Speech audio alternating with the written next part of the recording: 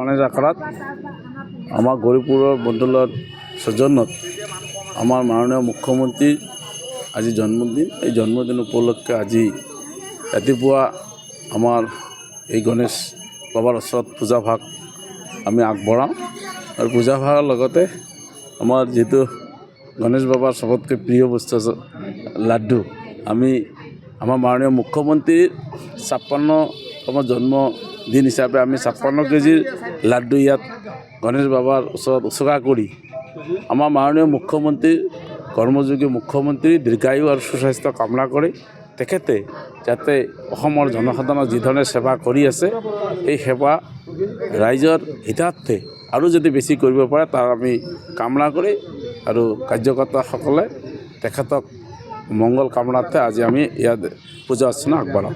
আজি কি কাৰ্যসূচী? আজি আমাৰ মাননীয় মুখ্যমন্ত্ৰীৰ জন্মদিন উপলক্ষে প্ৰথমে আমি ইয়াত পূজা ভাগ আগবঢ়ালোঁ। ইয়াৰ পিছত চিত্ৰাংকন প্ৰতিযোগিতা আছে আৰু আমাৰ দিব্যাংগ ব্যক্তিসকলক আমি এখনকৈ শীতকালীন বস্ত্ৰ বিতৰণ কৰিম। তাৰপিছত আমাৰ ইয়াতে বহু ঠাইতে নাম কীৰ্তন আছে, মহিলা মৰ্চা উদ্যোগত নাম কীৰ্তন হ'ব আৰু আমাৰ ৰোগীসকলক ফল বিতৰণ হ'ব।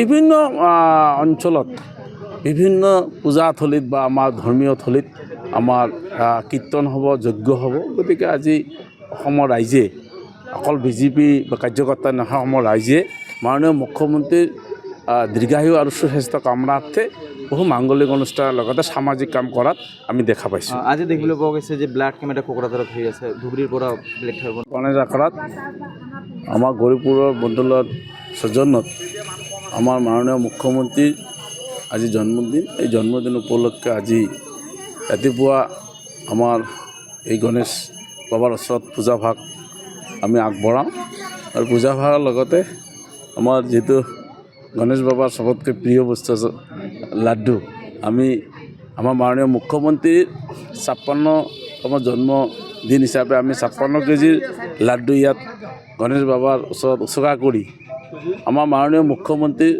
কৰ্মযোগী মুখ্যমন্ত্ৰী দীৰ্ঘায়ু আৰু সুস্বাস্থ্য কামনা কৰি তেখেতে যাতে অসমৰ জনসাধাৰণক যিধৰণে সেৱা কৰি আছে এই সেৱা ৰাইজৰ হিতাৰ্থে আৰু যদি বেছি কৰিব পাৰে তাৰ আমি কামনা কৰি আৰু কাৰ্যকৰ্তাসকলে তেখেতক মংগল কামনাৰ্থে আজি আমি ইয়াত পূজা অৰ্চনা আগবঢ়াওঁ। আজি কি কাৰ্যসূচী? আজি আমাৰ মাননীয় মুখ্যমন্ত্ৰীৰ জন্মদিন উপলক্ষে প্ৰথমে আমি ইয়াত পূজা ভাগ আগবঢ়ালোঁ। ইয়াৰ পিছত চিত্ৰাংকন প্ৰতিযোগিতা আছে আৰু আমাৰ দিব্যাংগ ব্যক্তিসকলক আমি এখনকৈ শীতকালীন বস্ত্ৰ বিতৰণ কৰিম। তাৰপিছত আমাৰ ইয়াতে বহু ঠাইতে নাম কীৰ্তন আছে, মহিলা মৰ্চা উদ্যোগত নাম কীৰ্তন হ'ব আৰু আমাৰ ৰোগীসকলক ফল বিতৰণ হ'ব। বিভিন্ন অঞ্চলত বিভিন্ন পূজাথলীত বা আমাৰ ধৰ্মীয় থলীত আমাৰ কীৰ্তন হ'ব, যজ্ঞ হ'ব। গতিকে আজি অসমৰ ৰাইজে অকল বিজেপি বা কাৰ্যকৰ্তা নহয়, অসমৰ ৰাইজে মাননীয় মুখ্যমন্ত্ৰীৰ দীৰ্ঘায়ু আৰু সুস্বাস্থ্য কামনাৰ্থে বহু মাংগলিক অনুষ্ঠানৰ লগতে সামাজিক কাম কৰাত আমি দেখা পাইছোঁ। আজি দেখিবলৈ পোৱা গৈছে যে ব্লাড কেম্প এটা কোকৰাঝাৰত হৈ আছে, ধুবুৰীৰ পৰা ব্লাড খাব।